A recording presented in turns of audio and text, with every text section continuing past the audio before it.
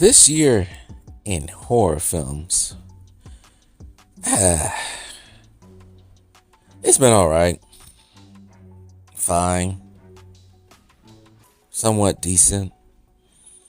Nothing really to write home about. Now, this year mainly alone, it seems like every time I went to the movie theater was to go see a horror film, since I don't really watch too much of, you know, superhero films anymore. And if I do, I'm not going to pay for them to go watch them. So I'm wait for them to come on HBO Max or some streaming platform service. But this year in horror films, like I said before, it's been alright, somewhat decent, nothing to write home about. I was really disappointed in something in a film that came out earlier this year, and I forgot it even came out until I remember that it was released earlier this year, and that's The Wolfman. Universal's The Wolfman. Another take on the classic Universal horror icon. Now, this movie, I don't know, it just didn't do it for me. I don't know if it's because it was too short and not enough story in it, or it was just rather bland. The only thing I did appreciate it in this film was the transition from the main character turning into a werewolf, the body horror, because this film was more body horror than anything. I do appreciate that a lot. But outside of that, the original Wolfman is better still. And then we move on. Now I'm trying to remember every horror film of this year that came out. So far, Sinners was one of the bigger ones. I think that came out in early April. Sinners, I liked it.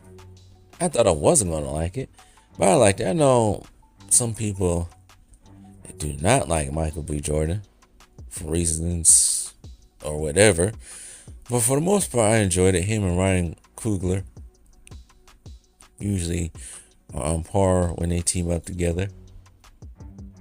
Maybe with the exception of The Last Creed. There's no Sylvester Stallone, but that's a totally different story in itself. But anyways, Sinners was alright. I think it was original. Blacks and vampires. It was cool. I'm not going to spoil too much for it. I was intrigued with it. I wasn't bored by it. I remember that it was released. Unlike The Wolfman, I almost forgot that was even released. And so we keep moving on. The newest addition to Final Destination Bloodlines, as they call it. I feel like before the release of this film, the last few Final Destinations, I feel like they got comical at. I think all the Final Destinations are comical. They are. All of them have been comical. But this one was a little bit better from what I remember about it. But at the same time, it just follows the same format as all the previous Final Destinations. But it was alright. 28 years later. I really enjoyed that one. I thought I would have to go back and watch the previous two, but no, I didn't have time to do it before I saw that one. I actually really enjoyed that one. I like the story of a boy gotta become a man to save his mother from dying, even though Quicksilver as the father, Quicksilver from MCU, was a jackass for most of the film. I thought the kid was a little bit annoying, but I enjoyed it. It was a nice little adventure through the zombie plague Europe. Even though I forgot that most of the world in this franchise is, still carrying on in other areas. But 28 years later, it's probably a highlight of film or a highlight movie of the year for me, at least, next to Sinners. As we move on, Conjuring Last Rites. It's whatever. It's whatever to me. It really is. It was whatever. It was a thing. That was it. I couldn't really enjoy it because of who. I didn't enjoy it because of who I was in the movie theater with. Like, I thought it was gonna be a Sunday afternoon in August. I think it came out in August, did it? Was it August or September? No, it was September. I thought it was an early September Sunday. Football came back. Thought there would be nobody in there. I was wrong. Very wrong. Yeah, football just, I think it was week 1 or week 2 in football when that happened. Moving on, like I said, Conjuring is the last thing. I never really was a big fan of the Conjuring franchise. I did enjoy the first one, even though people say, well, the first one was super scary. And most of the first one, I just sat there and was like, whatever. But moving on. Now, I didn't see The Woman in the Yard. I just saw the trailers for it. And to me, I really wasn't interested in it. I think it came out around the same time as Sinners, but I tried to look for it on Peacock, couldn't find it.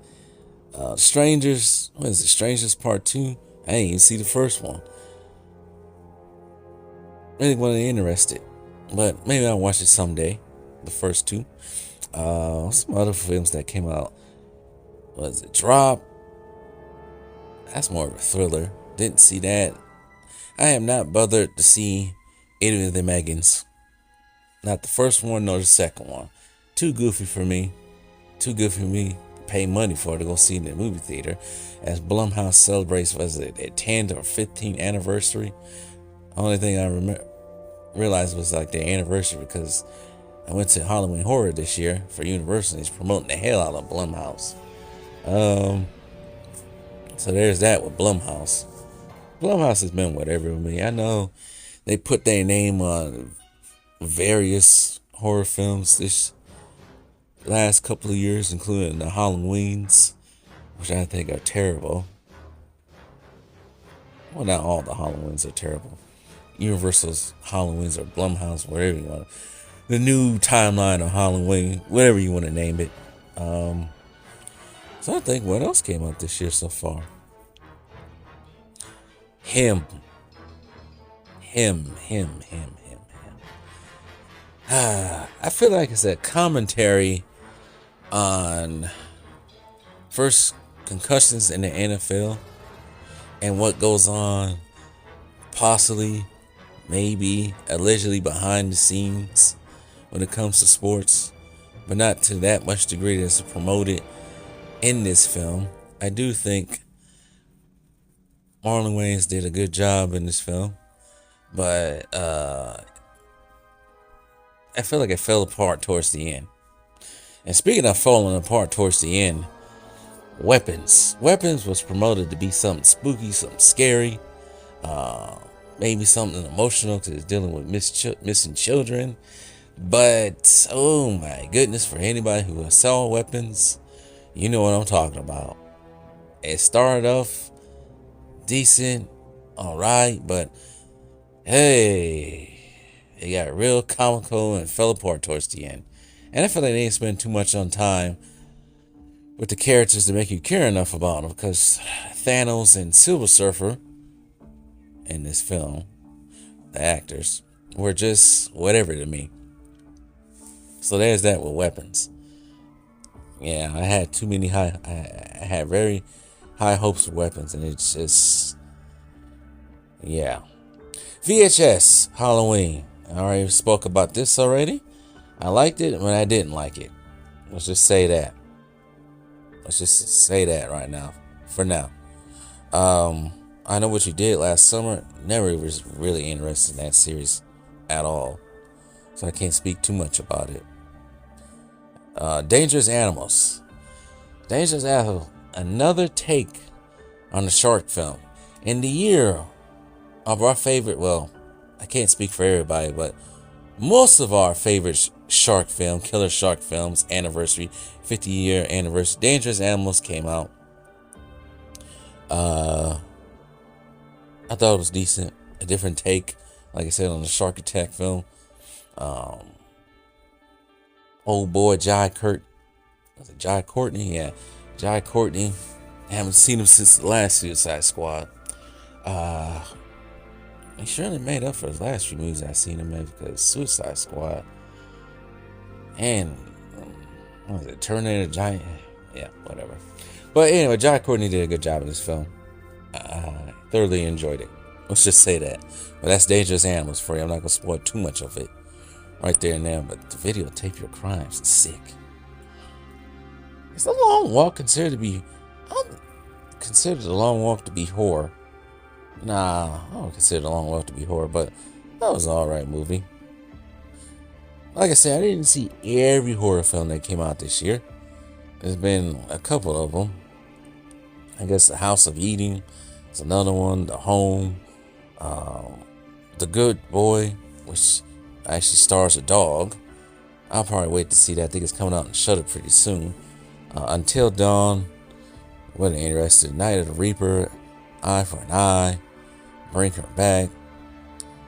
Now, The Ritual. Al Pacino in it. Interesting. Primitive War. I heard about that. Just another Jurassic Park, it seemed like. OPS. Whatever. The Monkey. I did see that. Yeah. Whatever to me. I know some people probably didn't like it, but it was whatever to me. Keep going on. Companion. Never saw it. Death of a Unicorn. Never saw it. And let's see here. The highest grossing horror film in this year is, drum roll please. Nah, they don't get no drum roll. Well, it ain't Sinners. It's not The Conjuring. It's not Final Destination. It's not Weapons. Not 28 Years Later. It's not Monkey. Not Until Dawn. It's not What I Did Last Summer, or What You Did Last Summer. No, it's Jurassic World Rebirth.